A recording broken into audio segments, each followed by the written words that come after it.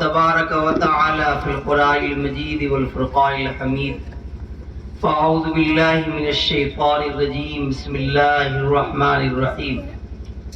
يا أيها الذين آمنوا قوا أنفسكم وأهليكم نارا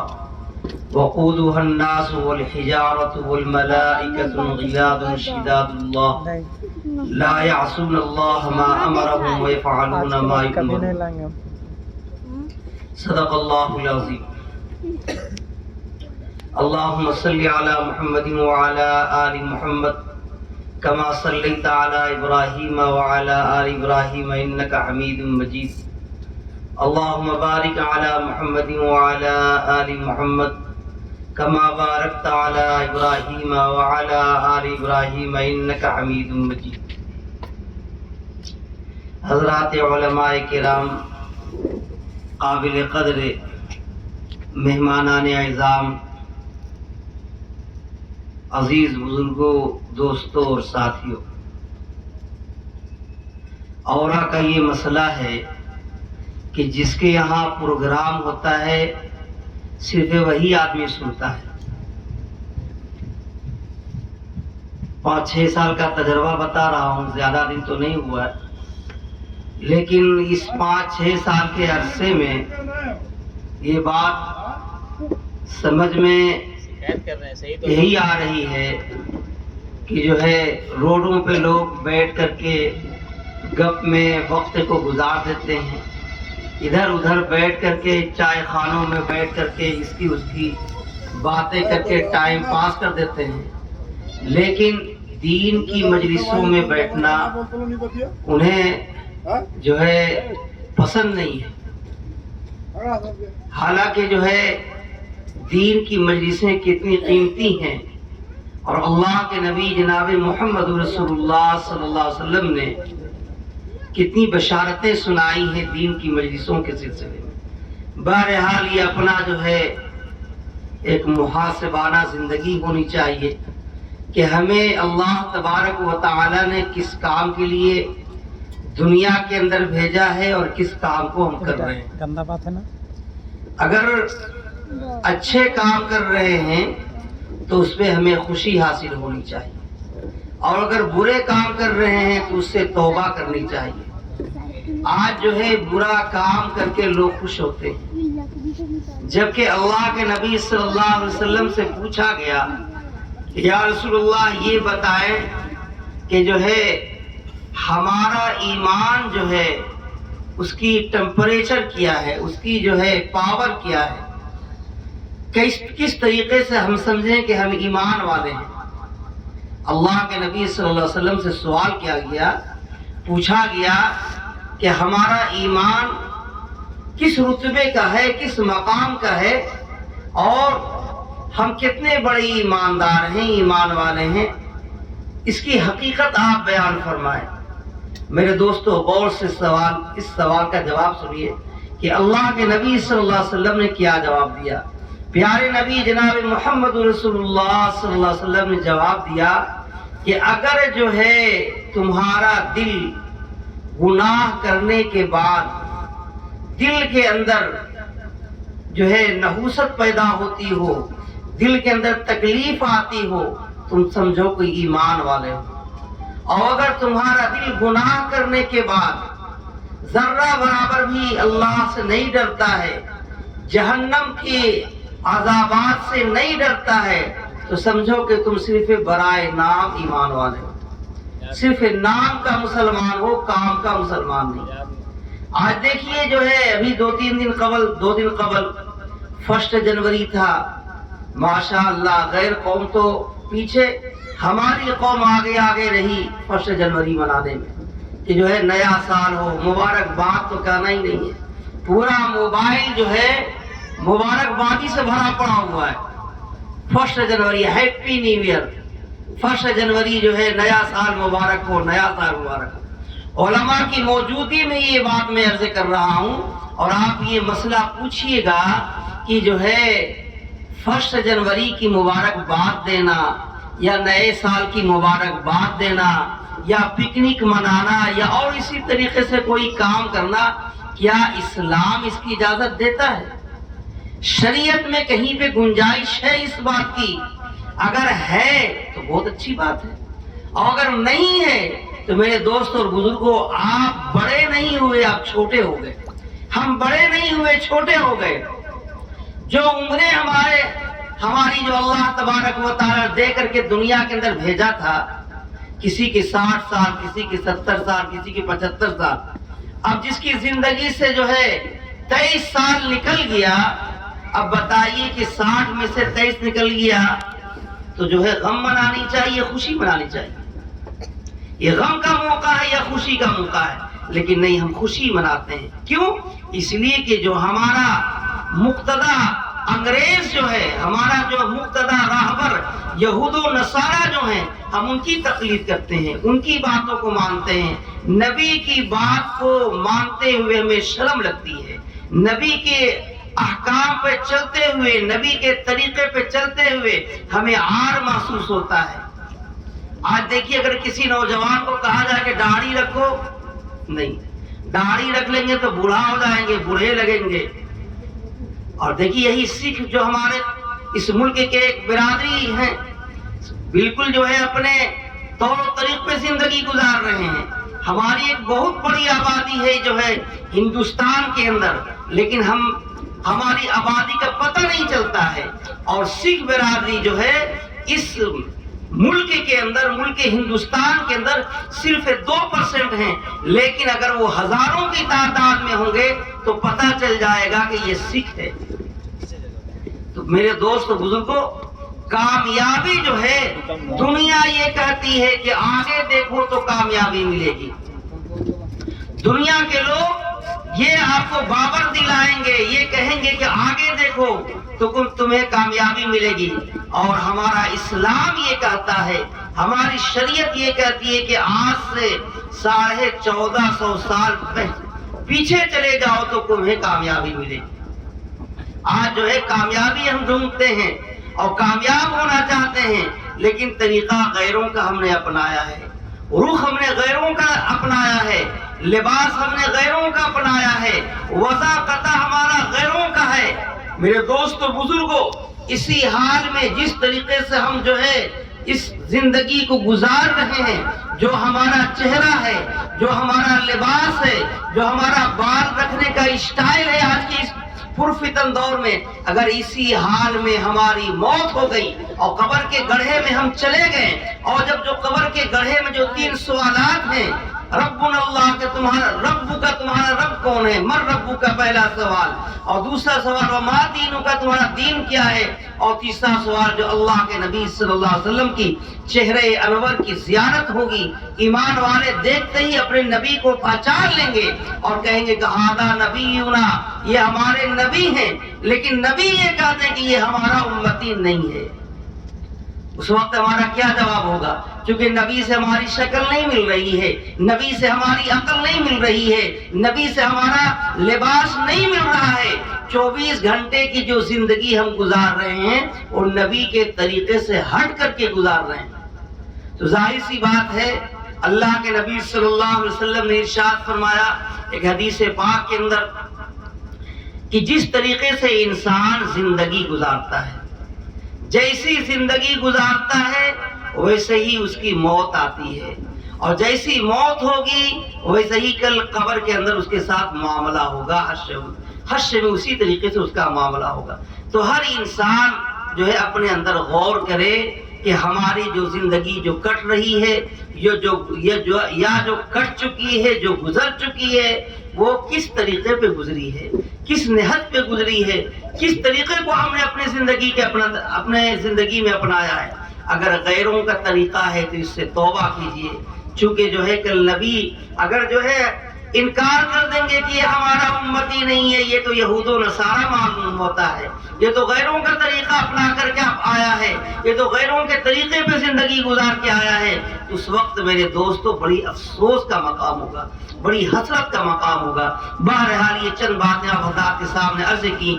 آج کے اس عقیقے کی مناسبت سے چند باتیں عرض کر دوں، اس کے بعد انشاءاللہ اپنی بات کو ختم کروں گا، چونکہ یہ اور بھی بہت سارے علماء ہیں، انشاءاللہ ان کی باتیں بھی آپ حضرات کے سامنے آئیں گی۔ عقیقہ کیا چیز ہے میرے دوستوں؟ عقیقہ کسے کہتے ہیں اور عقیقہ کب کرنی چاہیے، اس کی جو ہے عمر کیا ہے، وقت کیا ہے؟ اللہ کے نبی صلی اللہ علیہ وسلم نے ارشاد فرمایا کہ اگر کسی کے یہاں بچہ پیدا ہو یا بچی پیدا ہو، لڑکا ہو یا لڑکی پیدا ہو، تو اگر اللہ تبارک و تعالیٰ نے آپ کو صاحب وسعت بنایا ہے، یعنی آپ کو اللہ نے مال و دولت کی فراوانی عطا فرمائی ہے، تو آپ جو ہے بچے کے پیدائش کے 7ویں دن، جب بچے کی عمر 7 دن ہو جائے تو اس دن بچے کے نام سے، یعنی لڑکا ہے تو 2 چھوٹا جانور قربان کیا جائے، اور جو ہے اگر بچی ہے، لڑکی ہے، تو اس کے طرف سے 1 جانور کی قربانی پیش کی جائے۔ لڑکے کی طرف سے 2 اور لڑکی کی طرف سے 1 جانور دینی چاہیے۔ بڑے جانور میں اگر کوئی انسان حصہ لے رہا ہے تو اس میں جو ہے لڑکے کا 2 حصہ ہوتا ہے اور لڑکی کا 1 حصہ ہوتا ہے۔ اور اس کے بعد جو ہے سر کے اوپر جو بال ہے، جو بچہ اپنی ماں کے پیٹ سے جب پیدا ہوتا ہے تو اس کے سر کے اوپر کچھ بال ہوتے ہیں، تو اللہ کے نبی صلی اللہ علیہ وسلم نے ارشاد فرمایا کہ سر کے بال کو صاف کیا جائے استورے سے، اور اس بال کی جو مقدار ہے، جو بھی ہو، 1 گرام ہو، 2 گرام ہو، جو بھی مقدار ہو، اتنی مقدار چاندی صدقہ کیا جائے۔ غریبوں میں جو ہے چاندی صدقہ کر دیا جائے، یا پھر یہ ہے کہ اگر چاندی صدقہ نہ کر کے اگر جو ہے اس کی جو قیمت بنتی ہے موجودہ وقت میں، آج کی تاریخ میں، مثلا جو ہے آج جو ہے 3 جنوری کو جو ہے 2 گرام چاندی کی قیمت 1000 روپے ہے، تو 1000 روپے اس کو غریبوں میں، یتیموں میں صدقہ کر دیا جائے۔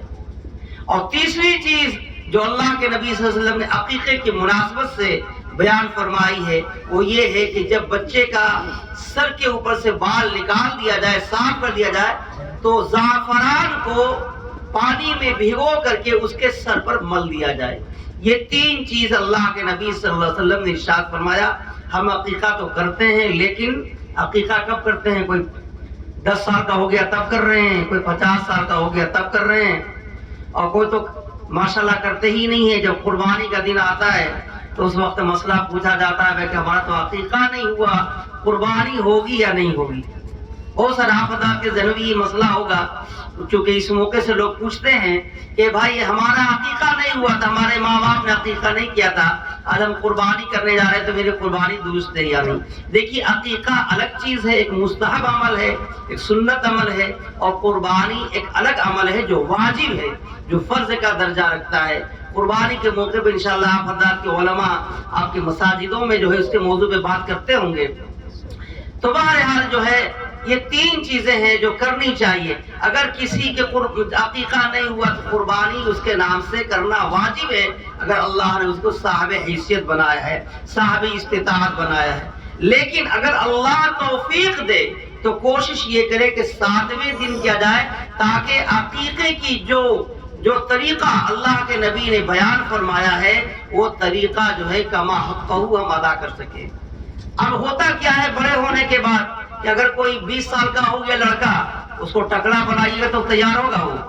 وہ کبھی نہیں کہے گا، چونکہ ایسا بال رکھے ہوا بیچارہ، وہ اتنا نئے اسٹائل میں ایسا بال چاروں طرف سے چلا کر کے بیچ میں کھپچولی رکھے، وہ کبھی ٹکلا بنے گا؟ وہ چاروں طرف تو ٹکلا جا کر نائی کے یہاں بن گیا ہے، وہ بیچ میں جو رکھے وہ نہیں بنے گا، وہ کبھی نہیں بنے گا۔ اب سر بھی کاٹ دیجیے، وہ کٹوانے کا بال نہیں کٹواوے گا، تو ظاہر سی بات ہے۔ یا پھر لڑکی ہے بڑی ہو گئی تب اس کو ٹکلی تو نہیں بنا سکتے آپ بھائی، تو اب تو بس جو جانور جو شریعت نے بیان کیا ہے اتنا ہی بیان کرنا ہے۔ اور اس کے بعد جو ہے ایک مسئلہ اور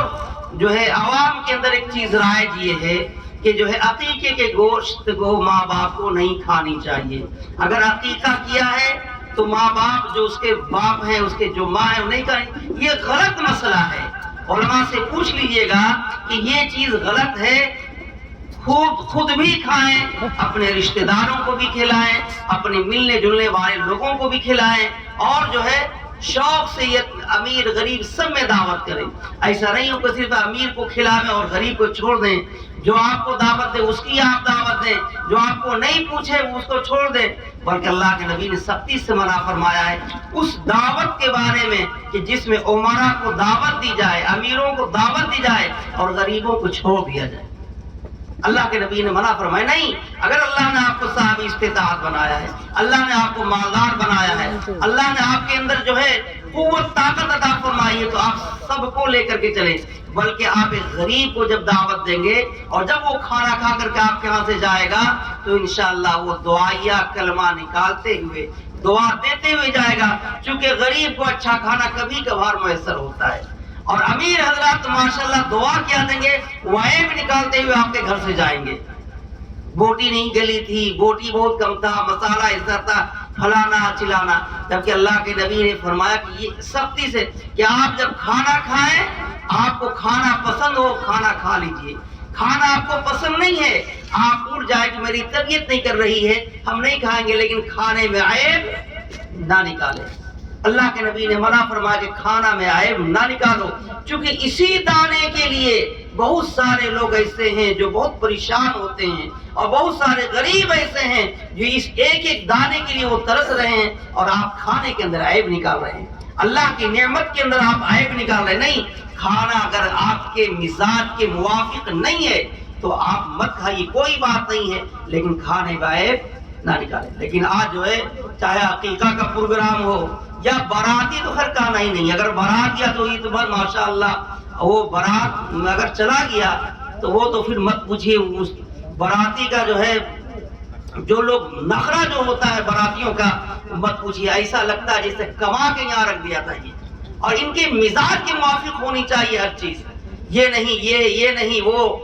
یہ حرام کا کھانا ہے, یاد رکھیے گا. جیسے خنزیر حرام ہے, سور کا گوشت حرام, بڑی سخت الفاظ میں بول رہا ہوں, لیکن صحیح ہے. کسی بھی بڑے مفتی سے آپ پوچھ لیجیے گا, میں ڈنکے کی چوٹ پہ کہہ رہا ہوں کہ جس طریقے سے خنزیر حرام ہے, اسی طریقے سے کسی کے ہاں جا کر کے زبردستی کہ آپ کو اتنا باراتی کا کھانا کھلانا ہوگا اور یہ کھانا کھلانا ہوگا, وہ حرام ہے, حرام ہے, حرام ہے. کسی بھی دارالعلوم دیوبند کا فتویٰ منگوا لیجیے, اگر جو ہے غلط ہو گیا تو آپ میرے ساتھ جو چاہیے کر لیجیے, لیکن کسی کے دسترخوان پر بغیر اجازت کے اپنی فرمائش سے زبردستی کہنا کہ یہ ملنا چاہیے, یہ بننا چاہیے, نہیں تو پھر جو ہے ہم ناراض ہو جائیں گے اور سب دن آپ کی بیٹی کو ستاویں گے. میرے دوستو, چونکہ وقت کم ہے ورنہ مستقل ایک موضوع ہے یہ آج کے ہمارے بگڑے ہوئے معاشرے کے اندر, کہ ہم کیا کیا ہمارے معاشرے کے اندر عیب پایا جا رہا ہے, کیا کیا کمیاں پائی جا رہی ہے. اور ہمارا معاشرہ جو غریب طبقے کا ہے وہ سسک رہا ہے, بلک رہا ہے. ان کی بچیاں جو ہے عمر ان کی کافی آگے بڑھ چکی ہے, لیکن رشتہ نہیں ہو رہا. کیوں؟ اس لیے کہ وہ غریب ہے, وہاں سے کچھ ملنے کا امید نہیں ہے, وہ اچھا کھانا نہیں کھلائے گا, وہ اچھا سامان نہیں دے گا, وہ اچھا نقد موٹا رقم نہیں دے گا, تو اس کی یہاں کون رشتہ کرے. میرے دوست بزرگوں, آج انہی سب وجوہات کی بنا پر یہ قوم مسلم پریشان ہے, اور طرح طرح کی جو ہے پریشانیاں ہمارے مسلم قوموں پر آ رہی ہے. نئے فتنے ہمارے اوپر آ رہے ہیں, لیکن ہم ان سب چیزوں پر غور نہیں کرتے ہیں, ان کی طرف ہماری نظر نہیں جاتی ہے, ان کی طرف ہماری توجہ نہیں جاتی ہے کہ آج ہم جس قوم کو اللہ تبارک و تعالیٰ نے راہبر بنایا تھا اور ہدایت کا چراغ بنایا تھا کہ یہ قوم ایسی ہے, قوم مسلم ایسی ہے کہ اس کو دیکھ کر کے لوگ ایمان میں داخل ہوں گے. ایمان میں داخل ہونا تو دور کی بات ہے, آج ہمیں دیکھ کر کے لوگ ہم ایمان سے باہر ہو جا رہے ہیں کہ مسلمان تو ایسا ہوتا ہے, مسلمان قوم کا یہ حال ہے. کتابوں میں کچھ اور لکھا ہے, ان کی زندگی کچھ اور ہے. بہرحال میرے دوست بزرگوں, اس لیے جو ہے آج کی اس مجلس سے ہم یہ عزم کریں, یہ ارادہ کریں کہ جو ہے جو ہمارے اندر برائیاں ہیں, تمام برائیاں تو ایک ساتھ ختم نہیں ہو سکتی ہیں, ایک بار میں ختم نہیں ہو سکتی ہیں, لیکن اگر جو ہے ہم کوشش کریں کہ ہم جو ہے کسی کی شکایت نہیں کریں گے, کسی کے ٹانگ کو نہیں کھینچیں گے, کسی بیٹی والے کو ستائیں گے نہیں, کسی کے اوپر ہم ظالمانہ حاکم بن کر کے فرمائش نہیں کریں گے, تو انشاءاللہ دھیرے دھیرے بہت ساری عیب اور بہت ساری بیماریاں ہماری زندگیوں سے نکل جائے گی، پھر ہمارے قوم کے اندر، ہمارے معاشرے کے اندر انشاءاللہ پھر جو ہے ایک نئی روح پیدا ہوگی، ایک نئی تازگی پیدا ہوگی، جو ہم دوسرے کے لیے رہبر و رہنما کہلائیں گے۔ اللہ تبارک و تعالی کہی ہوئی باتوں پہ ہمیں عمل کی توفیق عطا فرمائے، اور ہر طرح کے شور و فسن سے اللہ تبارک و تعالی پوری امت کی حفاظت فرمائے۔ آمین و آخر دعوانا الحمد۔